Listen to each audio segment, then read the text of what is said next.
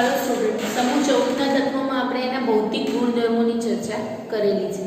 ભૌતિક ગુણધર્મોની ચર્ચા કર્યા બાદ આપણે એની ઓક્સિડેશન અવસ્થાની ચર્ચા પણ કરેલી છે કે સમૂહમાં શરૂઆતના જે તત્વો છે એ +4 ઓક્સિડેશન અવસ્થા ધરાવે છે, જ્યારે સમૂહમાં જેમ જેમ ઉપરથી નીચેની તરફ જતા જઈએ છીએ એમ +2 ઓક્સિડેશન અવસ્થા છે સ્થાયી બની જાય છે, એવું આપણે કહીએ છીએ। કે કાર્બન અને સિલિકોન છે એમાં +4 ઓક્સિડેશન અવસ્થા જોવા મળે છે। જર્મેનિયમના સંયોજનો +2 અને +4 બંને અવસ્થામાં સ્થાયી હોય છે, જ્યારે ટીન અને લેડ છે એમાં +2 સંયોજકતા ધરાવતા સંયોજનો સ્થાયી જોવા મળે છે। આવું થવાનું કારણ આપણે શીખી ગયા છે કે નિષ્ક્રિય યુગ્મ અસરને કારણે કે ડી અને એફ કક્ષકની જે સ્ક્રીનિંગ અસર છે એ ઓછી જોવા મળે છે અને એસ કક્ષકના ઇલેક્ટ્રોન છે એનું કેન્દ્ર તરફનું આકર્ષણ બળ વધતું જાય છે, એટલે ખાલી ને ખાલી પી કક્ષકના ઇલેક્ટ્રોન છે એ બંધ બનાવવામાં ભાગ લેતા હોય છે। હવે રાસાયણિક ગુણધર્મો જોઈએ। સમૂહ 14ના તત્વોના રાસાયણિક ગુણધર્મો, તો રાસાયણિક ગુણધર્મોમાં પહેલો ગુણધર્મ છે હવા પ્રત્યેની પ્રતિક્રિયાત્મકતા। હવા પ્રત્યેની પ્રતિક્રિયાત્મકતામાં સમૂહ 14ના જે તત્વો છે એ ઓક્સિજનની હાજરીમાં પ્રક્રિયા કરી ઓક્સાઇડ સંયોજનો બનાવે છે કે તત્વની ઓક્સિજનની હાજરીમાં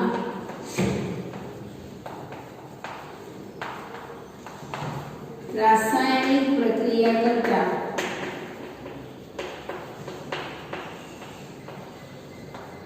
ઓક્સાઇડ સંયોજનો બનાવે છે। હવે સમૂહ 14ના તત્વોના જે ઓક્સાઇડ છે એ ડાયોક્સાઇડ અને મોનોક્સાઇડ સ્વરૂપે હોય છે। સમૂહ 14ના તત્વોના ઓક્સાઇડ મોનોક્સાઇડ અને ડાયોક્સાઇડ સ્વરૂપે જોવા મળે છે। મોનોક્સાઇડ સંયોજનો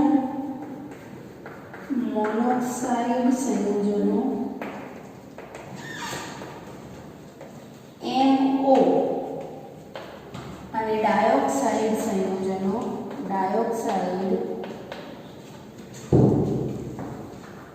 MO2 પ્રકારના હોય છે। ક્લિયર કે ઓક્સિજન સાથે જ્યારે પ્રક્રિયા કરવામાં આવે છે ત્યારે આપણને ઓક્સાઇડ સંયોજનો મળે છે, પણ આ સમૂહના જે તત્વો છે એ બે પ્રકારના ઓક્સાઇડ સંયોજનો આપે છે કે મોનોક્સાઇડ સ્વરૂપે પણ હોય છે અને ડાયોક્સાઇડ સ્વરૂપે પણ આપણને જોવા મળતા હોય છે। પણ ઊંચી ઓક્સિડેશન અવસ્થા ધરાવતા સંયોજનના ઓક્સાઇડ એસિડિક હોય છે, જ્યારે નીચી ઓક્સિડેશન અવસ્થા ધરાવતા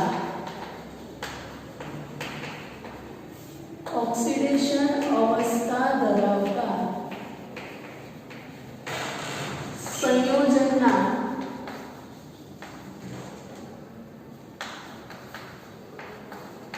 ઓક્સાઇડમાં એસિડિકતાનું પ્રમાણ ઘટતું જાય છે। એટલે એવું કહી શકું કે CO2 SiO2 અને GeO2 એસિડિક હોય છે, કારણ કે આની ઓક્સિડેશન અવસ્થા કેવી છે? ઊંચી છે। કાર્બનની ઓક્સિડેશન અવસ્થા +4, સિલિકોનની +4, જર્મેનિયમની પણ +4, એટલે એના જે ઓક્સાઇડ છે એ શું છે? એસિડિક છે. ઉપરના સેન્ટેન્સમાં આપણે કીધું કે ઊંચી ઓક્સિડેશન ધરાવતા જે સંયોજનો છે એના જે ઓક્સાઇડ છે એ કેવા હશે? એસિડિક હશે. જ્યારે SnO2 અને PbO2 કે જેની ઓક્સિડેશન અવસ્થા કેવી છે? નીચી છે, તો SnO2 અને PbO2 છે એ કેવા છે? તટસ્થ છે. પણ આ કેવા પ્રકારના ઓક્સાઇડ થયા? ડાયોક્સાઇડ થયા. જ્યારે આપણે મોનોક્સાઇડની વાત કરીએ તો મોનોક્સાઇડમાં કાર્બનના જે ઓક્સાઇડ છે, કાર્બન મોનોક્સાઇડ જે છે એ કેવા છે? તટસ્થ છે. મોનોક્સાઇડમાં કાર્બન મોનોક્સાઇડ તટસ્થ છે. જર્મેનિયમના ઓક્સાઇડ છે એ એસિડિક છે. જ્યારે SnO અને PbO છે એ ઉભય ગુણધર્મી છે. ક્લિયર? આપણે શરૂઆતમાં એવું કીધું કે સમૂહ 14 ના જે તત્વો છે, સમૂહ 14 ના તત્વોના જે ઓક્સાઇડ છે એ બે પ્રકારના હોય. એ ડાયોક્સાઇડ સ્વરૂપે પણ હોય અને મોનોક્સાઇડ સ્વરૂપે પણ હોય. પણ એમાં સમૂહમાં ઊંચી ઓક્સિડેશન અવસ્થા ધરાવતા જે તત્વો છે એના જે ઓક્સાઇડ સંયોજનો છે, મતલબ કે એના જે ડાયોક્સાઇડ છે એ કેવા છે? એસિડિક છે. અને જેની સંયોજકતા અથવા તો જેની ઓક્સિડેશન અવસ્થા ઓછી છે એના જે ઓક્સાઇડ સંયોજનો છે એ તટસ્થ છે. એ પણ શેના માટે?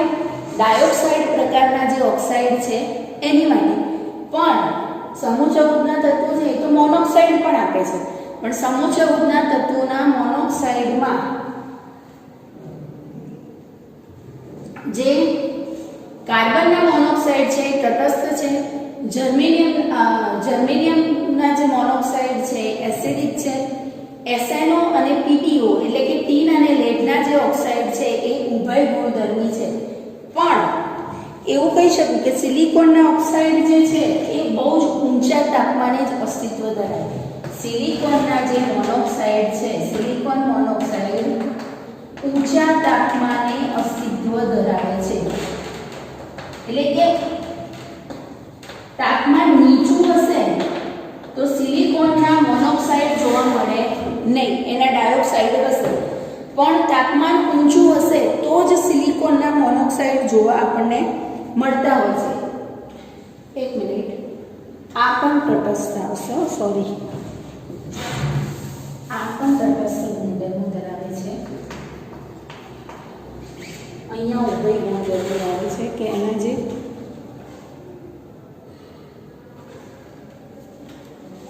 ડાયોક્સાઇડ છે મોનોક્સાઇડ તો એના તટસ્થ છે. Sorry, it's my mistake. કે ટીન અને લેડના ડાયોક્સાઇડ છે એ ઉભય ગુણધર્મી છે, ઊંધું લખી દીધું આપણે. અને એના જે ટીન અને લેડના મોનોક્સાઇડ છે એ તટસ્થ છે. તો ક્લિયર? સિલિકોનના જે ઓક્સાઇડ છે જ્યારે મોનોક્સાઇડ હશે ત્યારે તાપમાન ઊંચું હોવું કમ્પલસરી છે, કે ઊંચું તાપમાન હશે તો જ સિલિકોનના જે મોનોક્સાઇડ છે અસ્તિત્વ ધરાવશે. ક્લિયર? એટલે યાદ રાખવા માટે પૂછું તમે એવું યાદ રાખી શકો કે આ ત્રણ કાર્બન ટીન અને લેડના જે મોનોક્સાઇડ છે એ તટસ્થ છે. જર્મેનિયમના જે મોનોક્સાઇડ છે એ એસિડિક છે. જ્યારે કાર્બન, સિલિકોન, જર્મેનિયમના જે ડાયોક્સાઇડ છે એસિડિક છે અને પહેલા ઉભય ગુણધર્મી છે. ક્લિયર? હવે એના પછી આવે છે કે પાણી પ્રત્યેની પ્રતિક્રિયાત્મકતા.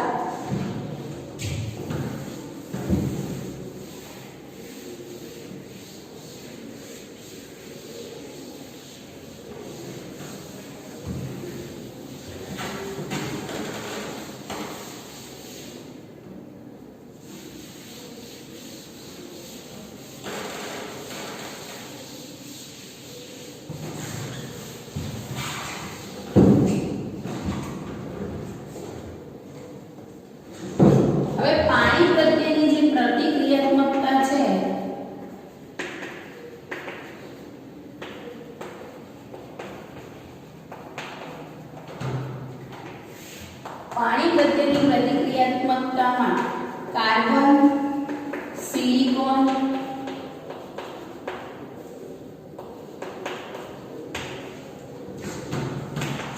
અને જર્મેનિયમ જે છે એ પાણી પ્રત્યે નિષ્ક્રિય છે. જર્મેનિયમ પાણી સાથે પ્રક્રિયા આપતા નથી. એક લેડ પણ એવું છે કે લેડ પર ઓક્સાઇડનું આવરણ હોવાને કારણે લેડ પર ઓક્સાઇડનું આવરણ હોવાને કારણે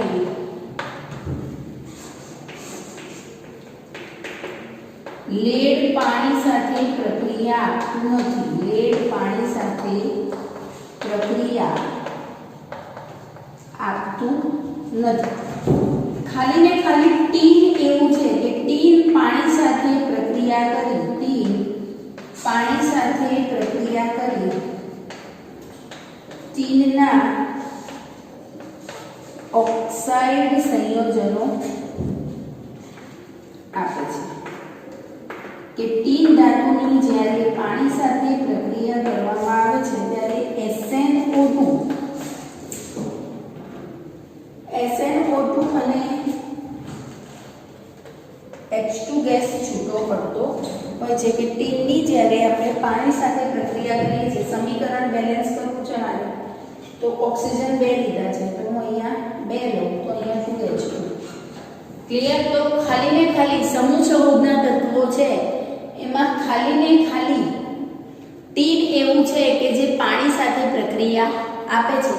બાકીના કોઈ પણ સંયોજન છે એ પાણી સાથે પ્રક્રિયા આપતા નથી. પાણી પ્રત્યે કેવા છે?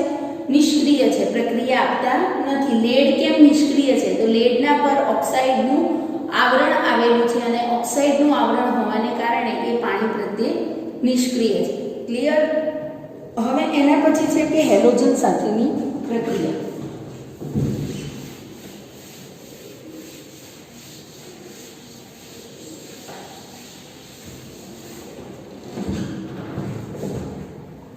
તો હેલોજન સાથેની પ્રક્રિયા જોઈએ આપણે.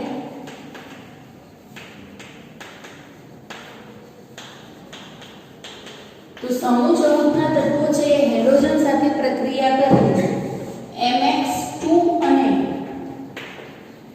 MX4 પ્રકારના હેલાઇડ સંયોજનો આપે છે. સમૂહ 14 ના તત્વો છે એની હેલોજન સાથે પ્રક્રિયા કરવામાં આવે તો એ MX2 અને MX4 પ્રકારના હેલાઇડ સંયોજનો આપતા હોય છે. ખાલી ને ખાલી કાર્બન એવું તત્વ છે કે જે સરળતાથી હેલોજન સાથે પ્રક્રિયા આપતું નથી. એના માટે અમુક ટર્મ એન્ડ કન્ડિશન જોઈએ છે. બાકીના બધા જ તત્વો છે એ હેલોજન સાથે સરળતાથી પ્રક્રિયા આપે છે. તો એવું કહી શકું કે કાર્બન સિવાયના બધા જ તત્વો હેલોજન સાથે સરળતાથી પ્રક્રિયા આપે છે. કાર્બન સિવાયના જે બધા જ તત્વો છે એ હેલોજન સાથે સરળતાથી પ્રક્રિયા આપે છે. કાર્બન છે એ હેલોજન સાથે પ્રક્રિયા આપતું નથી એવું નથી. કાર્બન હેલોજન સાથે પ્રક્રિયા આપે છે પણ ઈઝી વેમાં આપણને કાર્બનના હેલાઇડ મળી જાય એવું શક્ય છે નહીં. એના પછી છે કે જનરલી બધા જ સંયોજનો છે એ MX4 પ્રકારના હેલાઇડ આપતા સંયોજનોમાં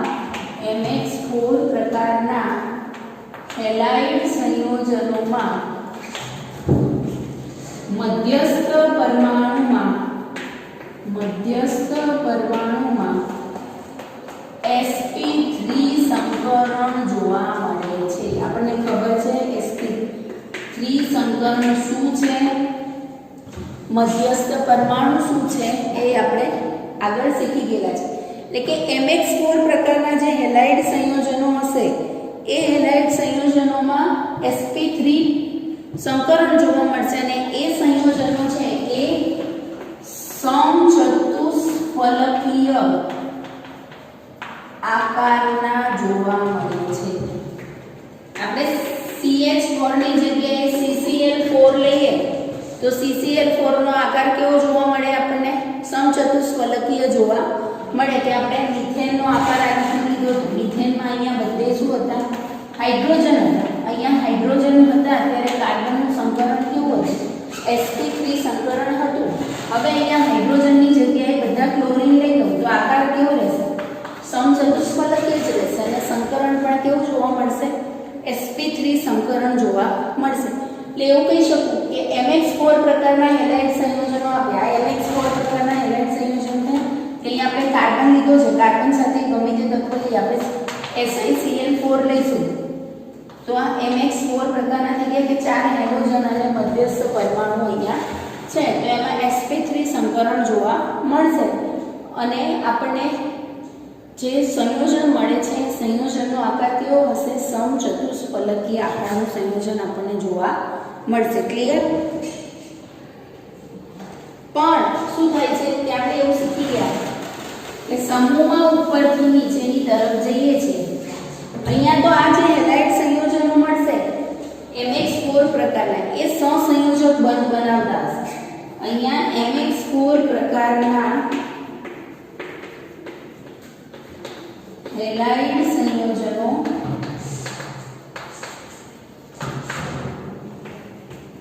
સહસંયોજક બંધ બનાવે છે પણ સમૂહમાં ઉપરથી નીચેની તરફ જઈશું એમ SnX2 અને PdX2 માં આયનિક બંધ જોવા મળે છે. આયનિક બંધ જોવા મળે છે. Sn અને Pd શું છે? ધાતુ તત્વ છે અને જનરલી ધાતુ તત્વો છે એ સહસંયોજક બંધ બનાવવાની વૃત્તિ ધરાવે નહીં. એ આયનિક બંધ બનાવવાની વૃત્તિ ધરાવતા હોય છે. એટલે આપણે એવું કહી શકીએ કે અહીંયા આ હેલોજન સાથે mx4 પ્રકારના સંયોજનો બનાવશે અને mx4 પ્રકારના સંયોજનમાં પણ આયનિક બંધ બનવાની વૃત્તિ ધરાવતા હોય છે. ક્લિયર? પણ અહીંયા ટીન અને લેડના જે હેલાઇડ છે એ આયનિક બંધ બનાવે છે પણ આમાં લેડના આયોડાઇડ છે શક્ય નથી. લેડ છે હેલાઇડમાં તો ક્લોરીન સાથે પ્રક્રિયા આવે, ફ્લોરીન સાથે પ્રક્રિયા આવે, બ્રોમિન સાથે આવે, આયોડિન સાથે આવે પણ PbI4 છે એ શક્ય છે. એટલે કે PbI4 સંયોજનો જોવા મળતા નથી. કેમ? તો આપણને ખબર છે કે PbI4 સંયોજનોમાં આયોડાઇડ જે છે એ આયોડાઇડ નું કદ કેવું છે? મોટું છે. કે આયોડાઇડનું કદ મોટું હોવાને કારણે આયોડાઇડનું કદ મોટું હોવાને કારણે તે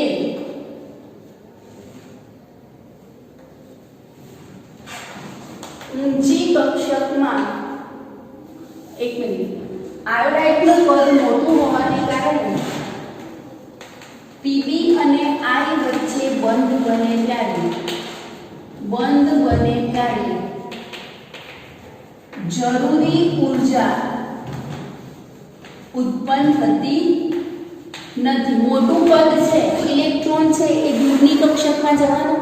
એટલે જ્યારે આયોડિન અને લેડની વચ્ચે આપણે બંધ બનાવવો હોય અને એ આયોડિન અને લેડની વચ્ચે જ્યારે બંધ બને છે ત્યારે જે પ્રોપર ઊર્જા ઉત્પન્ન થવી જોઈએ એ પ્રોપર ઊર્જા છે એ ઉત્પન્ન થતી નથી અને ઓલરેડી ઊંચી કક્ષકોમાં જ ઇલેક્ટ્રોન જવાનો હોય છે. એટલે જે ઊંચી કક્ષકોમાં ઇલેક્ટ્રોન છે એ ઉત્તેજિત થઈને જવું જોઈએ એ એનાથી વધારે ઊંચી કક્ષકમાં જઈ શકે નહીં. ક્લિયર? હવે ભારે તત્વો જે છે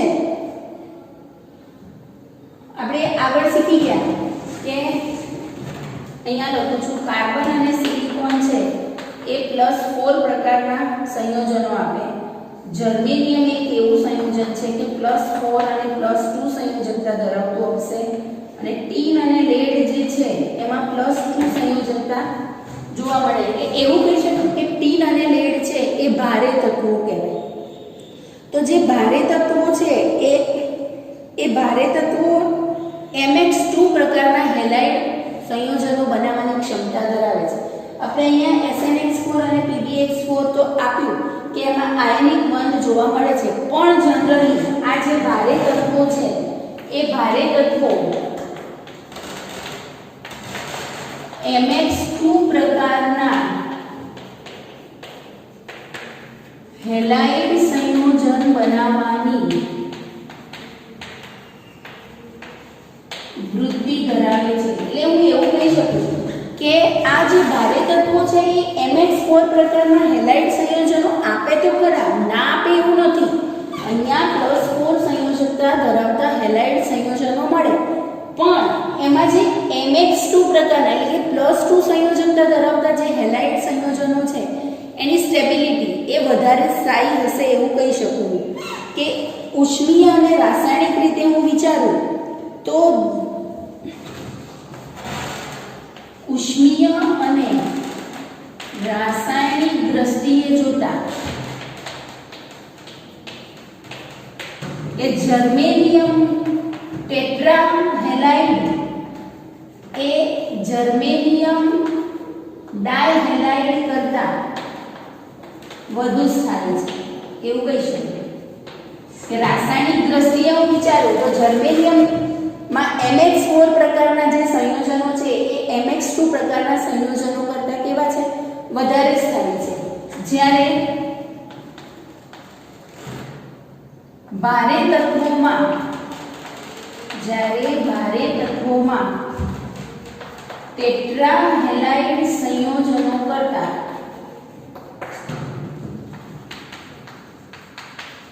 ડાયહેલાઇડ સંયોજનો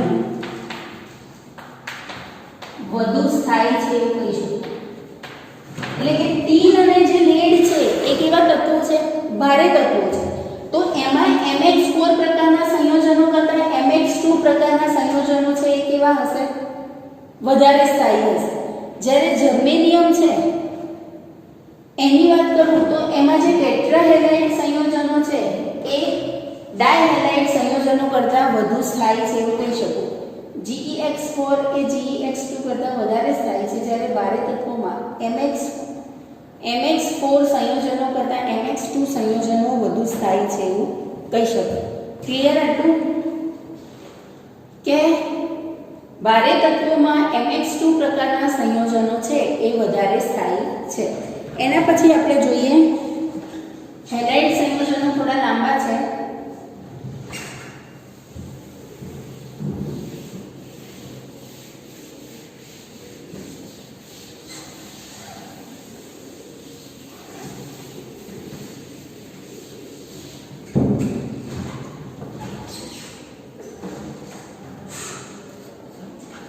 હવે એવું કહી શકું કે CCl4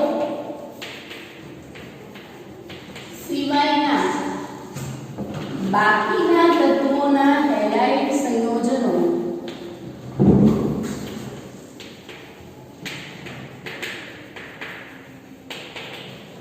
જળ વિભાજન પામી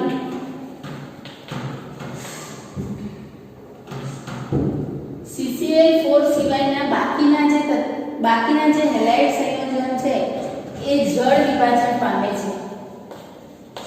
મતલબ કે કાર્બન ટેટ્રાક્લોરાઇડ છે એમાં કાર્બન ટેટ્રાક્લોરાઇડમાંથી મારે ક્લોરીન દૂર કરવો છે અને H2O સાથે પ્રક્રિયા કરી ઓક્સિજન મતલબ કે હાઇડ્રોક્સિલ ગ્રુપ જે છે એ મારે ક્લોરીનની જગ્યાએ જોડવું હોય તો એ સરળતાથી હું જોડી શકું છું. કેમ?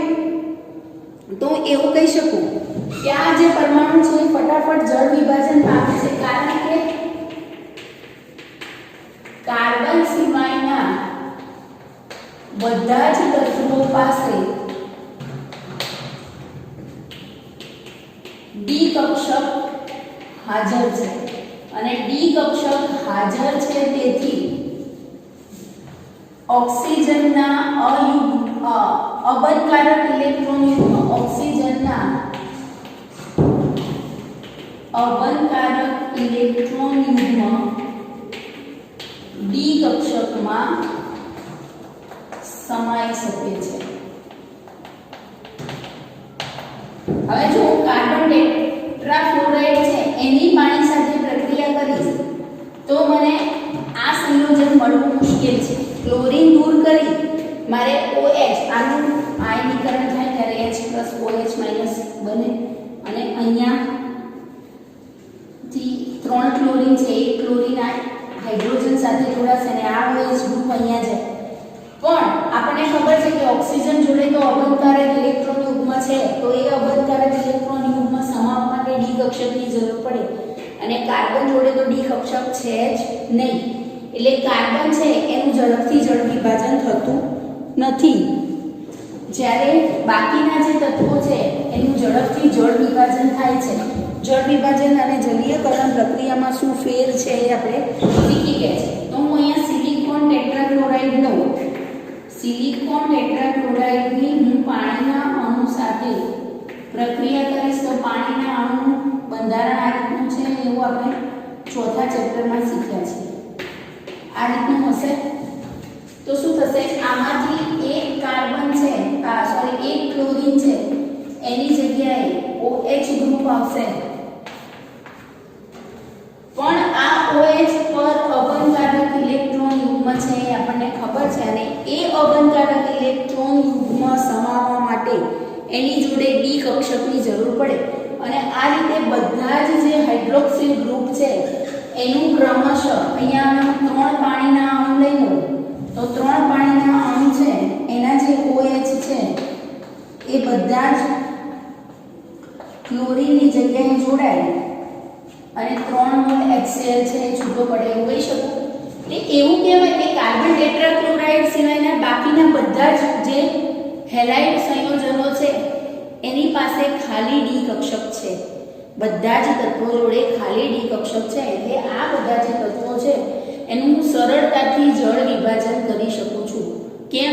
તો સરળતાથી જળ વિભાજન થાય એના માટે ઓક્સિજનના જે અબંધકારક ઇલેક્ટ્રોન યુગ્મ સમાવવા માટે ડી કક્ષકની હાજરી કમ્પલસરી છે. અને આપણને ખબર છે સિલિકોનમાં ડી કક્ષક છે, ખાલી એમાં ઇલેક્ટ્રોન છે નહીં પણ ખાલી ડી કક્ષક તો છે જ નહીં. એટલે ડી કક્ષક સિલિકોનથી બધા જ તત્વોમાં ત્રીજા આવર્તથી બધા જ તત્વોમાં ડી કક્ષક અવેલેબલ છે.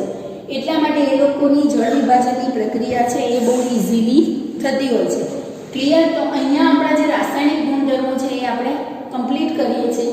એના પછી આગળ આપણે જોઈએ કે કાર્બન છે એ કાર્બનનું સમૂહના અન્ય તત્વો કરતાં જુદાપણું. કાર્બન છે એ સમૂહના અન્ય તત્વો કરતાં કેવી રીતે જુદો પડે છે? તો આપણને ખબર છે કે ફર્સ્ટ પોઈન્ટ તો આપણે શું લઈ શકીએ કે કાર્બનનું કદ કેવું છે? નાનું છે. સમૂહના અન્ય તત્વો કરતાં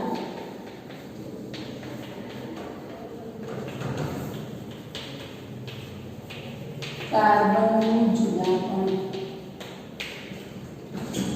તો ફર્સ્ટ પોઈન્ટમાં તો આપણે એવું લઈ શકીએ કે કાર્બન છે એ સમૂહના અન્ય તત્વો કરતાં જુદું છે. બધા જ તત્વોમાં આપણે જોતા છીએ આગળ બધા જેટલા બી સમૂહ એસ વિભાગમાં પણ આપણે ચર્ચા કરી કે સમૂહનું પહેલું તત્વ છે એ અન્ય તત્વો કરતાં જુદું પડે છે. જુદું પડવાનું મેઇન કારણ શું છે? તો પહેલાં તો કે તેનું કાર્બનનું કદ નાનું, એની આયનીકરણ એન્થાલ્પી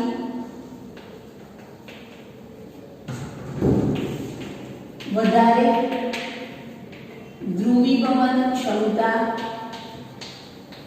વધારે. એના કારણે કાર્બન છે એ સમૂહના અન્ય તત્વો કરતાં કેવું છે? અલગ છે. એના પછી બીજો પોઈન્ટ આપણે આ લઈ શકીએ કે કાર્બનમાં ડી કક્ષકનો અભાવ હોવાને કારણે 4 કરતાં વધારે સંવર્ધાંક ધરાવતા સંયોજન બનાવેલી જ્યારે સમૂહના અન્ય તત્વમાં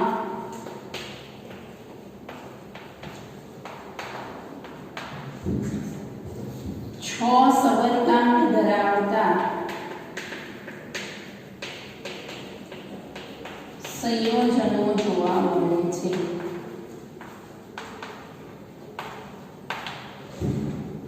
કાર્બન છે એ 4 સંયોજકતા ધરાવતા, મતલબ કે વધારેમાં વધારે 4 જ બંધ કાર્બન બનાવી શકે, 4 કરતાં વધારે બંધ કાર્બન બનાવી શકતો નથી. પછી બીજો એનો એક એ ગુણધર્મ છે કે કાર્બન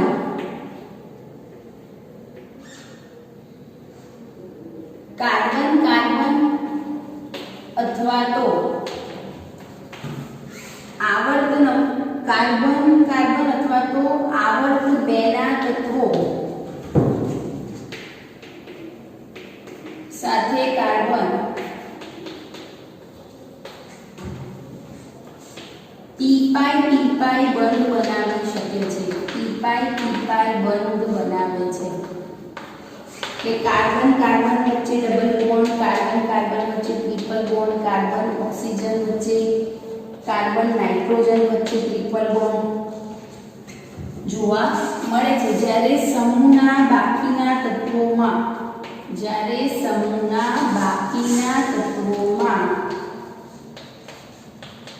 ડીપાઈ બંધ જોવા મળે. ડીપાઈ બંધ અથવા તો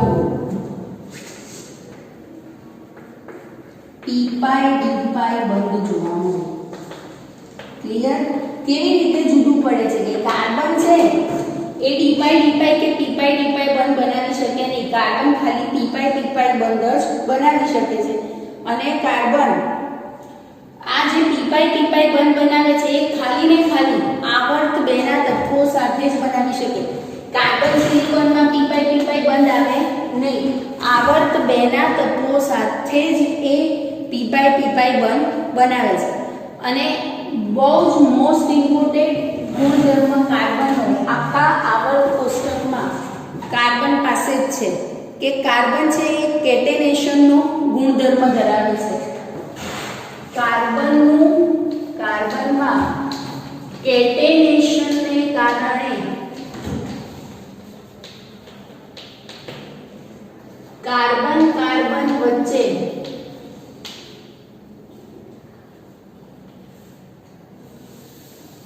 કાર્બનમાં કેટેનેશનના ગુણધર્મને કારણે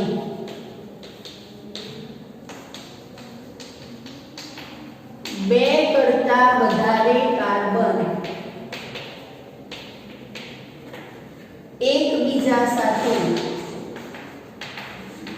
શૃંખલામાં જોડાઈને સંયોજનો બનાવી શકે છે.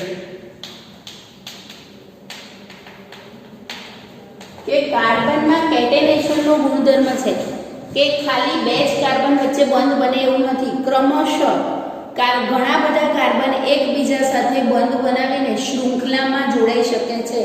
અને એટલે કેટેનેશન એટલે શું? એટલે એવું કહી શકું કે કાર્બન છે એ બીજા કાર્બન સાથે એક કરતાં વધારે બંધ બનાવી શકે. એને જે ગુણધર્મ છે એને આપણે કેટેનેશનનો ગુણધર્મ કહીશું. સિલિકોન વચ્ચે કેટેનેશનનું પ્રમાણ બહુ જ ઓછું જોવા મળે અને સમૂહમાં ઉપરથી નીચેની તરફ જઈએ છે એમાં કેટેનેશનનો ગુણધર્મ છે એમાં ઘટાડો જોવા મળે છે. એવું કહી શકું કે સમૂહમાં ઉપરથી નીચેની તરફ જતા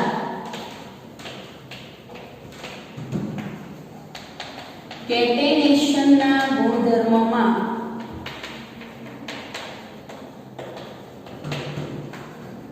ઘટાડો જોવા મળે છે. કે કાર્બનમાં કેટેનેશનનું પ્રમાણ વધારે હોય છે.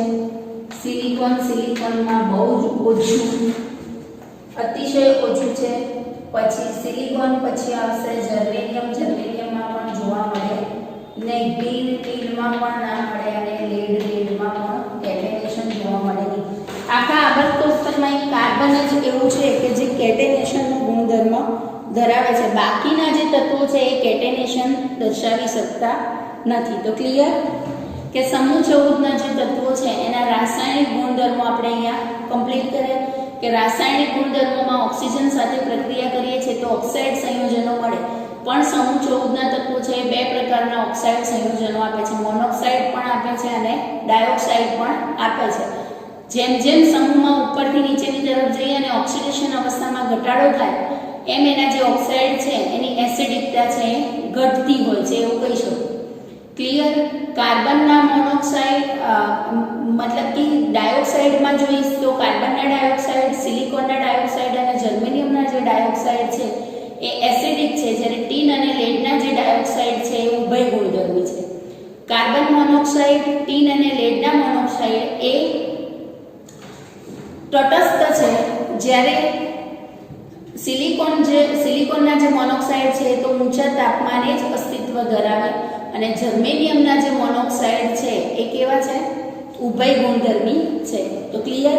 એના પછી સેકન્ડ પોઈન્ટમાં આપણે જઈએ તો પાણી સાથે ખાલી ને ખાલી ટીન જ પ્રક્રિયા આપે છે, બાકીના કોઈ સંયોજન પાણી સાથે પ્રક્રિયા આપતા નથી. હેલોજન સાથે પ્રક્રિયા કરે તો MX2 અને MX4 પ્રકારના સંયોજનો મળે, પણ સમૂહમાં ઉપરથી નીચેની તરફ જઈએ MX2 પ્રકારના સંયોજનો છે એ સ્થાયી બનતા જાય છે અને +4 સંયોજકતાવાળા જે સંયોજન છે એમાં sp3 સંકરણ જોવા મળે છે અને એ સંયોજનનો આકાર છે એ સમચતુષ્ફલકીય હોય છે. લેડના જે આયોડાઇડ છે અસ્તિત્વ ધરાવતા નથી. કેમ? તો લેડ અને આયોડિન વચ્ચે જ્યારે બંધ બને છે ત્યારે પ્રોપર જે ઉર્જા ઉત્પન્ન થવી જોઈએ એ ઉર્જા ઉત્પન્ન થતી નથી અને ઊંચી કક્ષકોમાં ઇલેક્ટ્રોન જવાને કારણે સ્થાયી બંધ બનતો નથી. એના પછી આપણે જોયું કે કાર્બન સમૂહના અન્ય તત્વો કરતાં કેવી રીતે અલગ પડે છે. તો કાર્બનનું કદ નાનું છે, એની ધ્રુવીભવન ક્ષમતા છે એ ઓછી છે. સોરી, અહીંયા ઓછી હશે. ધ્રુવીભવન ક્ષમતા એની ઓછી, એની આયનીકરણ એન્થાલ્પી છે એ વધારે છે. કાર્બનમાં ડી કક્ષક છે નહીં એટલે કાર્બન 4 કરતાં વધારે સબરગામ ધરાવતા સંયોજનો આપે નહીં, જ્યારે બાકી સમૂહના બાકીના જે તત્વો છે એ 6 સબરગામ ધરાવતા સંયોજનો આપે, કારણ કે એની જોડે ડી કક્ષક ખાલી છે અને એનું અયુગ્મીકરણ થાય ત્યારે ડી કક્ષકમાં ઇલેક્ટ્રોન જતો હોય છે. બરાબર. એના પછી છે કે કાર્બનમાં આવર્ત 2 ના તત્વો સાથે ટી બંધ બનાવે, જ્યારે સમૂહના બાકીના તત્વો છે એમાં ડી અથવા તો ડી બંધ જોવા મળે છે. અને આવર્ત કોષ્ટકના બધા જ તત્વો કરતાં મોસ્ટ ઇમ્પોર્ટન્ટ ગુણધર્મ કાર્બનનો શું કે કેટેનેશનનો ગુણધર્મ ધરાવે છે અને કેટેનેશનના ગુણધર્મને કારણે એ એક કરતાં વધારે કાર્બન સાથે બંધ બનાવી શકે છે. ક્લિયર. હવે નેક્સ્ટ ટાઈમ આપણે કાર્બનના અપર રૂપોની ચર્ચા કરવાની છે. ઓકે.